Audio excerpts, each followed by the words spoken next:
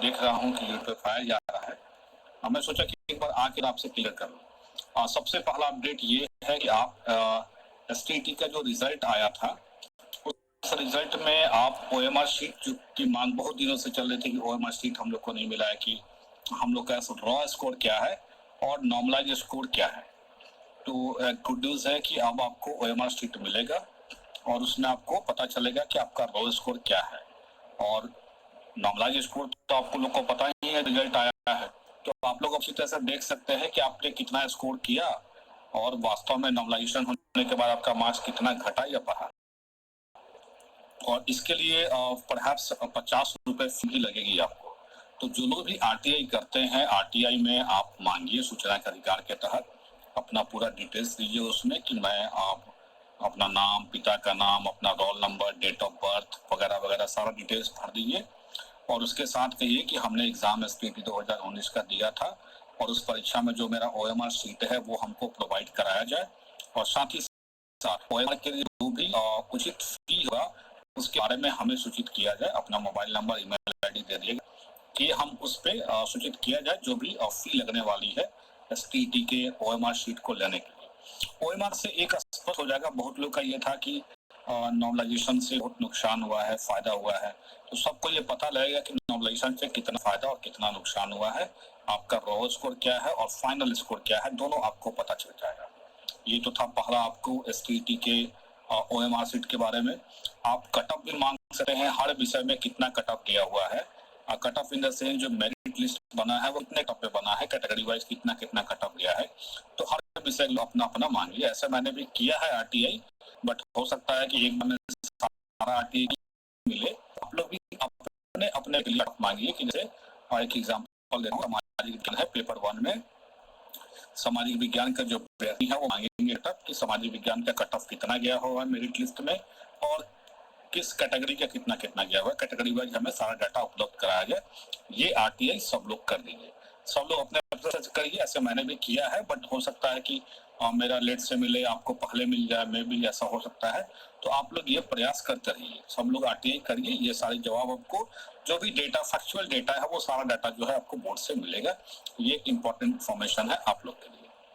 और सेकेंड हम आते हैं कि इस एसटीईटी 2019 का सबसे बड़ा दुर्भाग्य है कि मोस्टली यूट्यूबर्स इस एसटीईटी 2019 में नॉट मेरिट में है।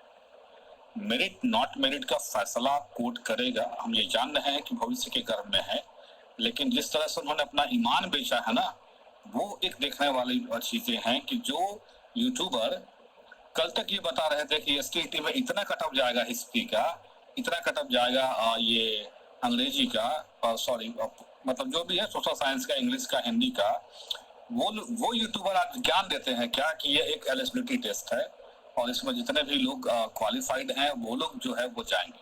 तो इस टेस्ट 2019 का दुर्भाग्य कहिए कि इसमें ज्यादातर यूट्यूबर फेल हैं या नॉट मेरिट में। बहुत लोग फेल भी हैं, बहुत लोग नॉट मेरिट में है। मेरिट में आने वाले यूट्यूबरों की संख्या बहुत कम है। आई एम नॉट यूट्यूबर, पहले मैं बता देता हूँ, ये यूट्यूब सिर्फ एक इन्फॉर्मेशन देने के लिए बनाया गया था, क्योंकि हम लोग जब शुरू में जब फेसबुक लाइव वगैरह से देते थे तो बहुत लोग कांटेक्ट जब फोन से करते थे वो बताते थे कि हम लोग को मतलब नहीं आपसे इंटरेक्ट हो पाते हैं फेसबुक पे, ज्यादा लोग फेसबुक नहीं चलाते हैं। तो फिर हम लोगों ने डिसाइड किया कि स्टेट वर्किंग कमेटी का यूट्यूब चैनल पे रहेगा जहाँ से हम लोग इन्फॉर्मेशन जो है वो यहाँ पे भेजेंगे। तो यूट्यूबर्स लोगों का आप देखिए, कई यूट्यूबर्स हैं जो दिन भर जो पहले डालते थे कि इतना कट ऑफ मतलब सोशल का, इतना इंग्लिश का, वो दिन भर आज राग अलाप रहे हैं कि ये एलिजिबिलिटी टेस्ट है, एग्जाम है एलिजिबिलिटी का। देखिए ये एलिजिबिलिटी टेस्ट है, वी नो वेरी वेल, लेकिन ये कॉम्पिटिटिव नेचर का एलिजिबिलिटी टेस्ट, और ये हम नहीं रहे हैं, ये खुद बिहार सरकार ने, शिक्षा विभाग ने और बिहार बोर्ड ने, दोनों ने हाई कोर्ट में हलफनामा दाखिल किया है, शपथ पत्र दाखिल करके कहा है। ये हम नहीं कह रहे हैं, खुद बिहार बोर्ड और शिक्षा विभाग ने कहा है। तो आपको ये समझना चाहिए कि एसटीईटी 2019 बहुत विश्लेषण कुछ लोग कर रहे थे, मेरे जो केस का जो ड्राफ्टिंग है उसका विश्लेषण कर रहे थे। अच्छा हुआ ड्राफ्टिंग आप लोगों ने देख लिया कि हमने ड्राफ्टिंग में कुछ नहीं कहा है, नथिंग। हम लोग का ड्राफ्टिंग में सिर्फ एक ही चीज है कि आपने विज्ञापन निकाला उसको अपलोड करिए, सीधा सा बात है हमारा। अब हम आते हैं कुछ हमारा प्रश्न है जिसका जवाब जो है मैं चाहूंगा कि वो विद्वान लोग देंगे इन चीजों का जवाब। उनसे उम्मीद करता हूं कि वो जवाब देंगे, क्योंकि कानूनी समझ उनके पास बहुत अच्छी है। ऐसा मैंने बार बार ये बोला है कि ये लड़ाई इतनी आसान नहीं है और हमें सुप्रीम कोर्ट तक जाना पड़ेगा। तो कहीं ना कहीं ये बोलने के पीछे चीज है, क्योंकि इस चीज में इतना पेच फंसा हुआ है ना, इतना पेच फंसा हुआ है कि करेक्टली इसको डिटरमाइन कैसे होगा, अब ये आने वाला समय बताएगा। सबसे पहली बात कि जो मेरिट में है उनके लिए सर्टिफिकेट देने का प्रोविजन आपको विज्ञापन करता है, लेकिन सरकार कहती है कि सबको सर्टिफिकेट मिलेगा। अब ये मेरिट कॉलम के साथ मिलेगा कि मेरिट कॉलम हटा के मिलेगा? अगर मेरिट कॉलम के साथ मिलता है तब तो समझिए कि और हम लोग मजबूत हो जाएंगे, एक और लीगल प्रूफ हमारे पास आ जाएगा।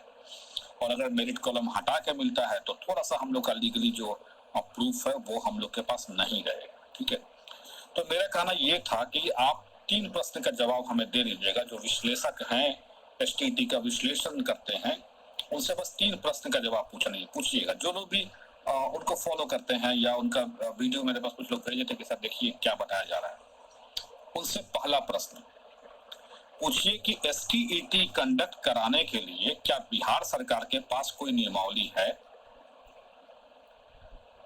क्या एसटीईटी कंडक्ट, जो भी एसटीईटी कंडक्ट होता है, कोई भी आपको टीईटी, जैसे टीईटी कंडक्ट होता है, सीटेट कंडक्ट होता है, तो आपका नियमावली है उसका?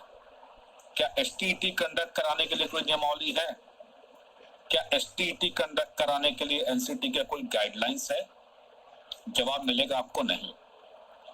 जवाब नहीं है, इसका मतलब ये हुआ कि एसटीईटी कंडक्ट कराने की नियमावली कुछ भी नहीं है बिहार में। इसका मतलब ये हुआ कि जो विज्ञापन है वही आपकी नियमावली है। बार बार सरकार 2011 का हवाला देके ये सारा जो पेज है, जो 26 जून वाला जो लेटर है, उस सारा लेटर का इर्द गिर्द जो है वो सिर्फ और सिर्फ स्टेट 2011 घूम रहा है। अब स्टेट 2011 की वैधता जो है लाइफ टाइम सरकार ने बढ़ा दी है, और इस कारण से हम ऐसा कर रहे हैं। तो आप सरकार से हम जवाब चाहेंगे और उस व्यक्ति से भी जवाब चाहेंगे जो विश्लेषण कर रहे थे। एसटीईटी 2019 का विज्ञापन सितंबर में निकला था, अगस्त में निकला था, अगस्त 2019 में निकला था, जबकि जुलाई 2019 में ऑलरेडी एसटीईटी 2011 की वैधता 2 साल के लिए बढ़ा दी गई थी। यानी जब एग्जाम का विज्ञापन निकला उसके पहले ही ऑलरेडी उसकी वैधता 2 साल बढ़ी हुई। तो क्या सरकार ने एग्जाम जब लिया तो क्या एसटीईटी की वैधता नहीं थी? उस समय वैधता थी। जब एग्जाम कैंसिल हुआ 28 जनवरी वाला, उस समय भी एसटीईटी 2011 की वैधता थी। फिर जब दोबारा एग्जाम हुआ तब भी एसटीईटी की 2011 की वैधता थी। जब 2020 में उसका जब एग्जाम हुआ ऑनलाइन मेथड से, उस समय भी वैधता थी। 2011 में जब रिजल्ट आया एसटीईटी का, उस समय भी वैधता थी 12 मार्च को। फिर 21 जून को आया, उस समय भी वैधता थी। तो एसटीईटी 2011 की वैधता खत्म कहाँ हुई थी? जब सरकार ने विज्ञापन निकाला तो था ही वैधता, तो सरकार तो ये ऑलरेडी जान रही थी। देन व्हाई दे मेंशन की सीट के अकॉर्डिंग रिजल्ट केवल पब्लिश करना है? हम नियुक्ति की बात कर कहाँ रहे हैं? I am not telling about the नियुक्ति की कभी बात हुई नहीं है। आप लोग ड्राफ्ट तो पढ़ ही चुके हैं पूरी तरह से। आप नियुक्ति की हम बात कर कहाँ रहे हैं? हम तो एसटीईटी सर्टिफिकेट की बात कर रहे हैं। अब आप बताइए कि आपके पास कोई नियमावली जब नहीं है तो आपका विज्ञापन ही नियमावली है। और एक विज्ञापन आप निकालते हैं 2011 में, ऑलरेडी उसकी वैधता है। ऐसा नहीं कि आप उसकी वैधता नहीं है, ऑलरेडी उसकी वैधता है। उनका कटअप 55-60 है और यहाँ कटअप 45-50 है। यहाँ ऑनलाइन मेथड से एग्जाम हो रहा है, कॉम्पिटिटिव मेथड से एग्जाम हो रहा है। हर शिफ्ट में एग्जाम हुए हैं, जिसके कारण नॉर्मलाइजेशन लगाया गया, जो कॉम्पिटिटिव नेचर का फॉर्मूला है इक्विवेलेंट करने का हर शिफ्ट को। तो एक कॉम्पिटिटिव नेचर का एग्जाम है एलिजिबिलिटी के साथ साथ। मैं एलिजिबिलिटी से इनकार नहीं कर रहा हूँ, एलिजिबिलिटी है, लेकिन क्या आप इस चीज को स्वीकार कर रहे हैं कि ये कॉम्पिटिटिव है कि नहीं है? आप खुद बताइए। और आप बताइए ना बताइए, सरकार खुद काउंटर दी है। तो सरकार को कोर्ट में अब बताना है ना कि ये एलिजिबिलिटी है कि कॉम्पिटिटिव है, तो पूछना है सरकार से। और तो हम लोग वेट कर रहे हैं। मैं थोड़ा फ्रस्ट्रेट हूँ, थोड़ा सिर्फ इसलिए कि कोर्ट का प्रोसीजर बहुत स्लो चल रहा है और सुनवाई नहीं होने से आर्मी का दिमाग अपसेट है कि जल्दी सुनवाई हो, बस और कोई रीजन नहीं है। हम सुप्रीम कोर्ट भी जा सकते हैं, कि जल्दी सुनवाई हमारा मेंशनिंग एक्सेप्ट नहीं हो रहा है, सुप्रीम कोर्ट भी मूव कर सकते हैं आपकी मेंशनिंग एक्सेप्ट कराने के लिए। लेकिन बात है कि सुप्रीम कोर्ट में भी फिर जाए और फिर वहां भी वही बात होगी, अर्जेंसी ना, उसको अर्जेंसी ना माने इस मैटर को, क्योंकि आज के कोरोना काल में सर्विस मैटर के केसेस को अर्जेंसी कोर्ट मान ही नहीं रहा है। अब तो यही है कि कोर्ट में जो नियुक्ति होने वाली है और 5-6 जजों की, अब वो नियुक्ति जल्दी हो तो जल्दी हो सकता है, नहीं तो अदरवाइज तो कुछ ये नहीं था। तो मेरा कहना ये है कि 11 की वैधता हमेशा थी। तो पहला क्वेश्चन, एसटीईटी के लिए कोई नियमावली है कि नहीं, पहले आप ये पता कर लीजिए कि नियमावली है कि नहीं। ये एसटीईटी पात्रता है या कॉम्पिटिटिव है, या पात्रता है कॉम्पिटिटिव नेचर का है।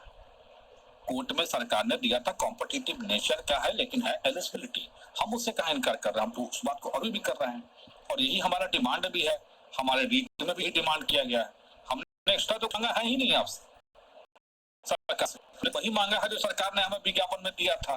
अब सरकार रिजल्ट की घोषणा करती है कि 25,499 है और 72,000 रिजल्ट है।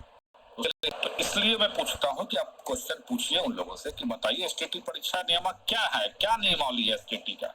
कोई भी परीक्षा का नियमावली होता है ना जी, तो नियमावली बताइए कौन सा है। जब नियमावली नहीं है तो विज्ञापन सुपरसीड है। और हम नियुक्ति की बात कभी इस विज्ञापन में कर ही नहीं रहे। सरकार तो खुद बोली है विधानसभा में, तो इस विज्ञापन में नियुक्ति की बात नहीं है, तो हम नियुक्ति की बात हम कर कहाँ रहे हैं, हम तो एसटीटी की बात कर रहे हैं। एसटीटी में क्या है आपका, तो एसटीटी पात्रता और कॉम्पिटिटिव नेचर का है, पहला चीज। इसलिए मैंने पूछा आपसे, आप बताइए ना क्या है। आप बताइए, जो बता रहे हैं केवल पात्रता है, तो आप बताइए पात्रता के साथ साथ कॉम्पिटिटिव है भी है कि नहीं। ये तो ये आप बोलिएगा नहीं, हम बोलेंगे नहीं, ये कोर्ट में सरकार का डॉक्यूमेंट बोलेगा। जिस दिन पेश होगा कोर्ट में सरकार का काउंटर 85 भी जिस केस में हम लिखे उसमें ही काउंटर है। एक अच्छा सौभाग्य था कि उस केस में हम पाते रिजल्ट निकलवाने के लिए, वहां सरकार ने दिया हुआ था। तो यूट्यूब पे कटअप का विश्लेषण करने वाले लोग आज इसको बता रहे हैं एलिजिबिलिटी और बहुत खुश हो गए हैं। पहली बात पे तरह खुश मत होइए, हम लोग नियुक्ति पे नहीं जा रहे हैं, इस भ्रम में मत रहिएगा। वो हम भी जानते हैं कि नियुक्ति पे जाएंगे तो हम फंसेंगे, हम नियुक्ति की बात ही नहीं करेंगे, हम तो बात करेंगे एसटीटी का। अब एसटीटी के लिए कौन नियमावली है, कौन उसका नियामक है, कौन उसको कंडक्ट करता है, कौन उसको कंट्रोल करता है, कौन उसके लिए गाइडलाइन बनाता है, वो बताइए आप। एनसीटी कर रहे हैं आप, एनसीटी सिर्फ उसका क्या बनाया, एनसीटी बताया कि भाई आप जब 10th और +2 के लिए जब टीचर अपॉइंट करोगे तो उसकी एलिजिबिलिटी क्या होगी, वो एनसीटी बताया है कि वो ग्रेजुएट होना चाहिए, बीएड होना चाहिए, ये बताया है एनसीटी ने। एनसीटी ने ये नहीं बताया था आपको कि कटअप कितना रखिएगा, 50-60, 45-50, तो why not they are unequal. हम लोग अनइक्वल कैसे नहीं है। 50-60% पे पास करने वाले लोग और 45-50 पास करने वाले लोग इक्वल कैसे हो गए। ठीक है, अगर ऐसा है एलिजिबिलिटी टेस्ट है तो 2011 में भी जो 45-50 में क्वालिफाई है उनको भी मौका दीजिए, उनके भी राइट का हनन हो रहा है, दीजिए मौका उनको भी। सवाल ये एक और भी है कि जब स्टेट 2019 की सीटों के लिए कोर्ट ने स्पेसिफाई ऑर्डर कर दिया था कि 30 जून 2019 तक की रिक्ति दे दी जाए उनको, क्योंकि उनकी वैधता उस तारीख तक है और उसी पर्पस से है कि उतना जितना रिक्रूटमेंट उस ड्यूरेशन में आएगी जितनी, तब तक अभी हम लोग खुद करेंगे, देखते तो रहिए। सरकार भी अपन निकाले, सर्टिफिकेट बांट के दिखाए। सर्टिफिकेट क्यों बांट रही है सरकार, क्या हम लोगों ने सर्टिफिकेट पे अब लोग कहते हैं कि आपके कारण स्टेट का रुका हुआ है, भाई क्यों मेरे कारण रुका हुआ है। सरकार फ्री है, सरकार बांटे ना सर्टिफिकेट, कौन मना कर रहा है सरकार को। सरकार तो खुद ताक रहा है हाईकोर्ट की तरफ, हम कहाँ ताक रहे हैं। तो सरकार में अगर कॉन्फिडेंट है इतना कि एकदम वो जीत गया है, आप लोग भी कॉन्फिडेंट है कि जीत गया, तो बेचैनी किस बात की इतनी है, इतनी बेचैनी क्यों है, किस बात की बेचैनी है इतनी। जब आप जीत ही गए हैं, सरकार जीत ही गए है, तो सरकार बांट दे सर्टिफिकेट, हम भी देख लें, बांट दे, थोड़ा सा मेरिट कॉलम हटा दे सरकार, हम लोग भी देख लेते, थोड़ा सर्टिफिकेट बांटे, मेरिट कॉलम हटा दे ना। तो सरकार अभी सुनवाई हुआ नहीं, सारा दोष मत दो केस के कारण कोर्ट रुका हुआ है। उससे पहले तो आप लोग केस किए ना, आप लोग के कारण भी तो रुका होगा बहाली, क्यों नहीं रुक गया। एकेडमिक मेरिट पे बहाली तो हम लोग को भी पता है कि एकेडमिक मेरिट पे बहाली कौन नहीं जानता है, नियमावली एकेडमिक मेरिट की बात करता है, लेकिन बात है कि उस एकेडमिक मेरिट के लिए नियोजन निकाय में कौन जाएगा, सब लोग जाएंगे, जो मेरिट नॉट मेरिट सब जाएंगे, ये तो नहीं था ना विज्ञापन में।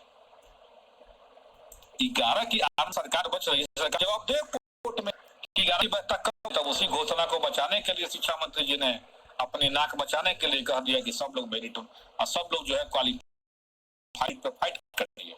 और जो भी आपको दिखा था उस दिन जब मेरिट नॉट मेरिट होने के बाद, वो भी आपको आंदोलन नहीं दिखेगा कहीं भी। क्योंकि क्यों नहीं दिखेगा? क्योंकि अब उनको पता लग गया है कि वास्तव में वो मेरिट में नहीं है। पहले वो मेरिट में थे, अपने आप को मानते थे कि हम मेरिट में। तो भाई आप बताओ कि 37,000 लोग मेरिट में थे, हम मान लेते हैं कि बैक डोर से 37,000 लोग आ गए, तो 37,000 लोग ही ना बाहर में खड़े होंगे, यानी टोटल 74,000 होना चाहिए था। अब 80,000 रिजल्ट है, तो बाकी 6,000 लोग क्यों भाई रिजल्ट खरीद रहा है फालतू में? जब उन्हें मेरिट है ना नॉट मेरिट में, वो खरीद क्यों रहा है? रिजल्ट ज्यादा थी, सरकार ने चीज को बाद में एक्सेप्ट किया। हम लोगों ने भी वही चीज बताया जो हमें दिखता था, सरकार के अधिकारी जो बोलते थे वही हम लोग बताते थे, हम लोग कुछ एक्स्ट्रा नहीं बताते थे। जवाब दे देंगे कि हम मेरिट के लिए कुछ सोच रहे हैं, ऐसा कुछ भी नहीं है। अब देखिए कुछ बेवकूफों को संजय कुमार से मैं मिलने गया और कह रहा है कि खूब डांटे हैं लोग सेवा, कौन हमें क्या बोलता है पीठ पीछे उसका परवाह हमको नहीं, जितना बोलना है बोलते रहो। लेकिन हाँ, अगर हम नहीं लड़े ना, इतिहास हमको माफ नहीं करेगा कि आप मेरिट में आने के बाद भी चुपचाप बैठ गए।